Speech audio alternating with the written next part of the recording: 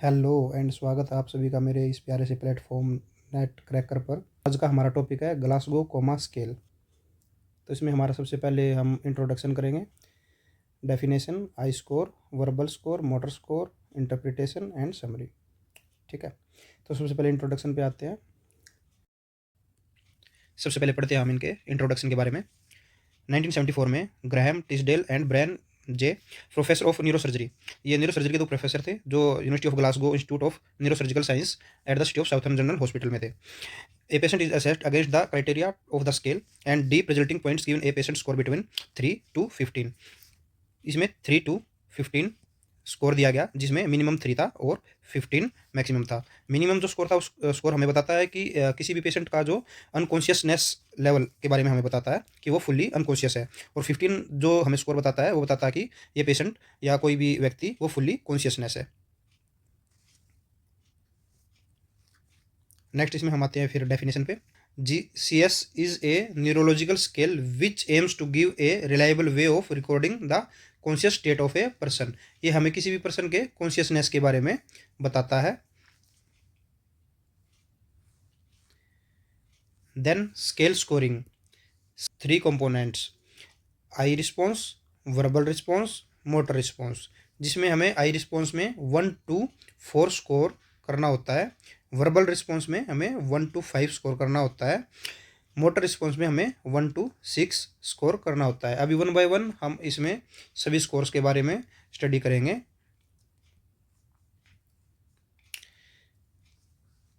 अभी पहले हम आगे चलते हैं, इस पे हम बाद में आते हैं। अभी हम पढ़ रहे हैं सबसे पहले कंपोनेंट के बारे में जो है eye response. There are 4 grades starting with the most severe. No eye opening, अगर मरीज बिल्कुल ही आंख नहीं खोल रहा है तो हम उसको 1 स्कोर करेंगे। Eye opening in response to pain stimulus, pain देने पे मरीज आंख खोल रहा है तो हम उसको 2 स्कोर करेंगे। Third is eye opening to speech, हम मरीज को आवाज़ लगा रहे हैं और उसके बाद वो आँख खोल रहा है तो हम उसको 3 स्कोर करेंगे। लेकिन हमें पता होना चाहिए कि मरीज़ अगर सो रहा है तो हम उसको 4 ही स्कोर करेंगे, हम उसको 3 स्कोर नहीं करेंगे। Then 4 is eye opening spontaneously, अगर पेशेंट स्पॉन्टेनियसली आंखें खोल रहा है तो हम उसको 4 स्कोर करेंगे। अभी चलते हम नेक्स्ट कंपोनेंट पर, that is verbal response.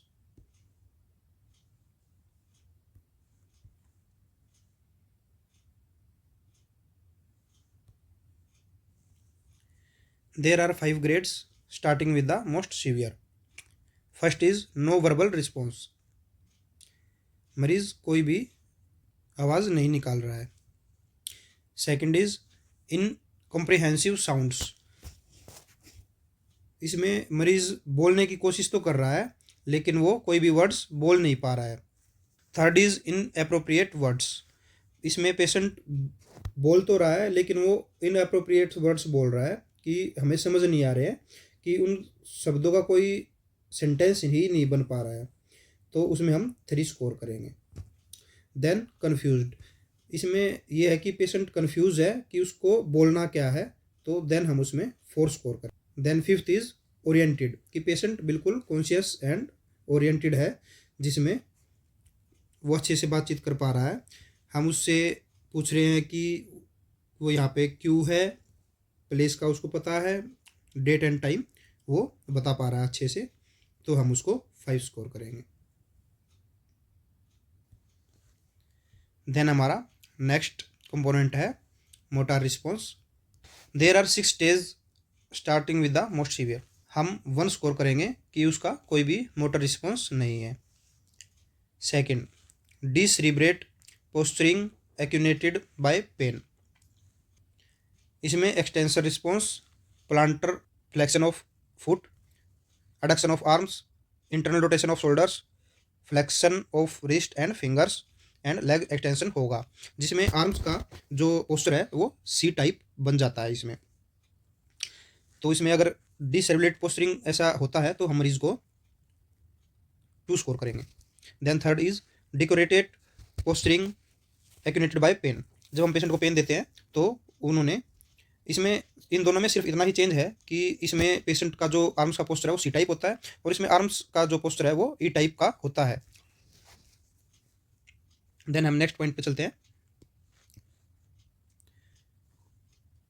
Withdrawal from pain. Absence of abnormal posturing, unable to lift hand when nail bed is pinched, then pull away hands. जब हम पेशेंट को पेन देते हैं तो वो अपने हाथ ऊपर नहीं उठा पाता है, देन हम 4 स्कोर करेंगे। Fifth is localize to pain, patient सिर्फ पर्पजफुल ही मूवमेंट कर पा रहा है पेन देने के बाद, तो हम 5 स्कोर करेंगे। And sixth is obey commands, the patient does simple things as asked, जैसे उसको बोला जाता है वो वैसे फॉलो करता है, तो हम उसको 6 पॉइंट्स देंगे। नेक्स्ट है हमारा interpretation. Generally brain injury is classified as, जब भी मरीज को ब्रेन इंजरी होती है तो उसमें हम 3 क्लासिफिकेशंस में इसको डिवाइड कर देते हैं। GCS अगर 3 to 8 है तो हम उसको सीवियर बोलेंगे, 9 to 12 है तो हम उसको मॉडरेट बोलेंगे, और अगर GCS 13 है तो हम उसको माइनर बोलेंगे।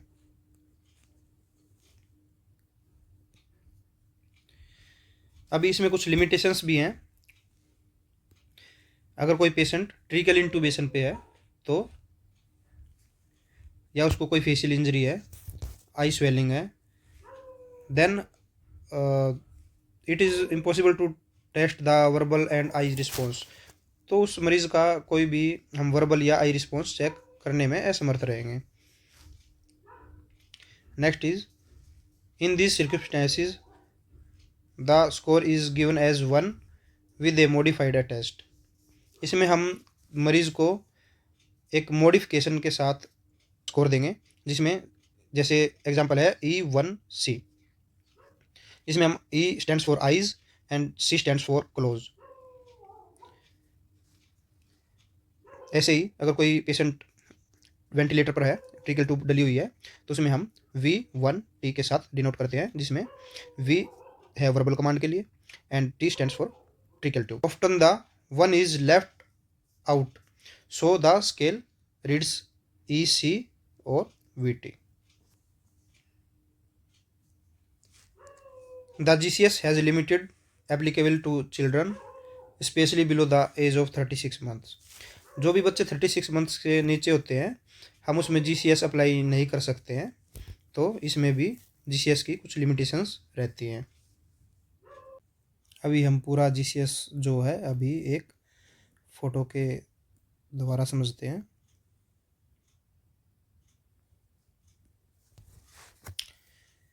Glasgow coma scale, eyes opening, verbal response, motor response, जो कि हमारे 3 कंपोनेंट्स होते हैं, जिसमें हमें आइज रिस्पॉन्स में 1 to 4 स्कोरिंग करना होता है, जिसमें 1 नन के लिए, 2 प्रेशर देने के बाद ओपन करता है पेशेंट, 3 देते हैं हम साउंड पे जब पेशेंट साउंड पे रिस्पॉन्स कर रहा होता है, 4 देते हैं जब पेशेंट स्पॉन्टेनियसली आइज ओपनिंग कर रहा हो।